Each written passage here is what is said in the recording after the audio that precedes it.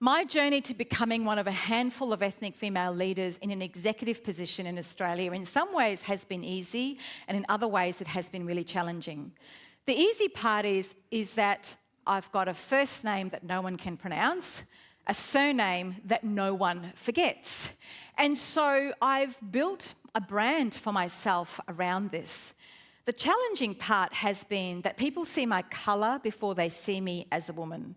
Now, I stand here today the best blend of my Fiji, Indian and Australian heritage. I don't feel the need to choose one over the other. But like a lot of people who come from culturally diverse backgrounds, I've had a double-glazed glass ceiling to break through. Within my own culture, quite often people see me as too white. They see me as being successful because I don't have an accent. FYI, I've never had an accent. Or they see me as being successful because I've given up too much of my heritage. I do have unconscious and conscious bias against myself. In fact, my partner was asked not that long ago, "Hey, you go out with an Indian girl, does she smell?" To which I was hoping his response was going to be, "No, she doesn't, and she doesn't drive a taxi either." But he didn't. I have faced the same leadership challenges that women in corporate Australia face. But I have learned to make the most out of every opportunity that has been provided to me. And if the opportunity doesn't exist, then I go and create it or ask for it. I've learned to squeeze the most out of every opportunity before I move on to the next one. And along the way, I've also learned to reinvent myself over and over again. This is a wonderful quote by Julie Bishop. "If you're trying to be a man, it is a waste of a woman." Now, for those of us who are women in the room, and maybe some of the blokes, you know women who come to work and behave like men.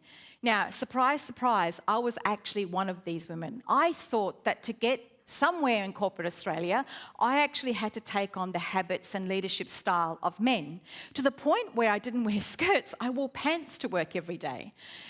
And it wasn't until I got the job at Harcourts that I started to realise the difference around this.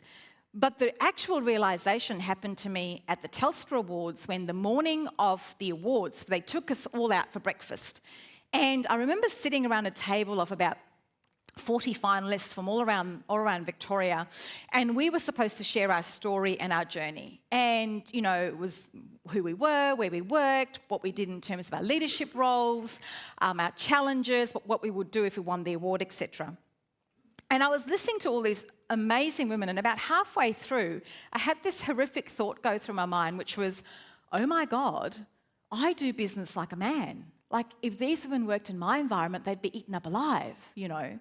And if you think that was a horrific thought for someone who is a very strong feminist, and I went and curled up in a corner and rocked backwards and forwards and went, how the hell did that happen?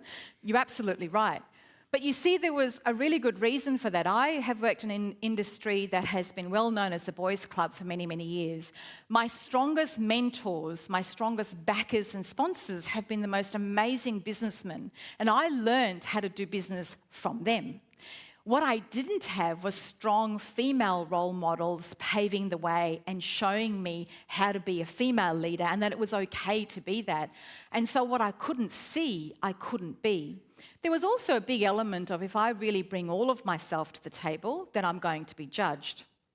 And perhaps one of the hardest lessons I learned in business was around the piece of vulnerability and authenticity.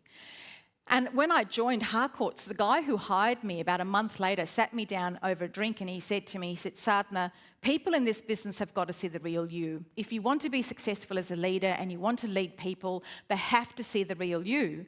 And I turned around and I said to Brian, I said, "Of course they see the real me." And he said, "No, they don't. They need to see the person I see when I have a drink with you." Now, what I have learnt in my journey is that the vulnerability and the authenticity, particularly in a leadership role, is what connects you to people. You know, I got it wrong, I failed, I'm sorry. They're the things that people connect with, because that's the human side of you. But here's the double-edged sword around this, right?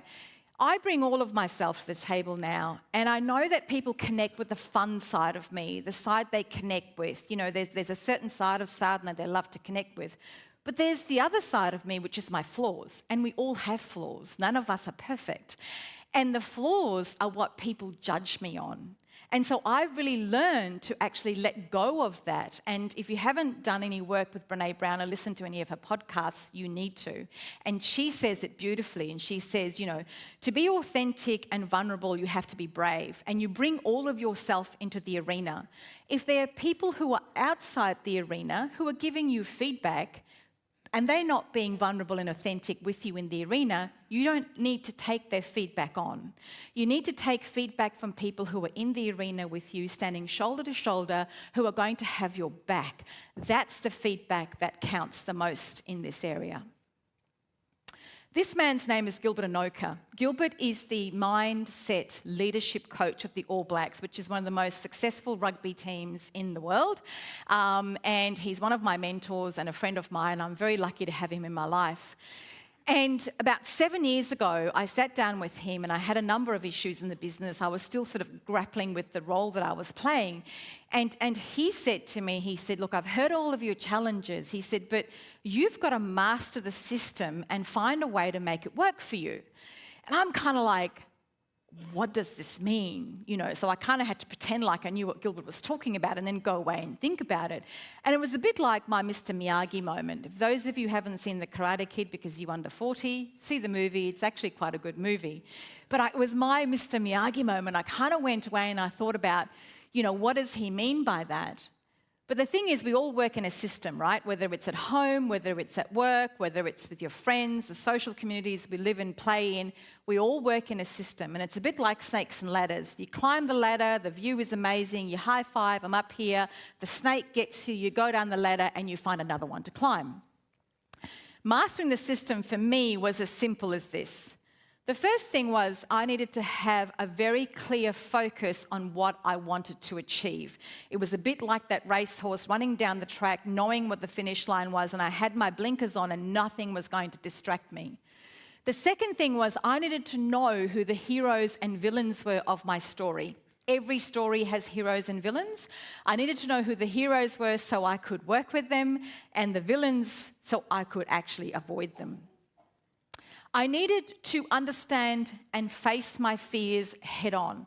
Leadership can be a very lonely place, and it can be a place where you don't make decisions because you're too worried about what might happen or what people will say. And I needed to overcome those fears to make my decision-making capabilities a lot easier.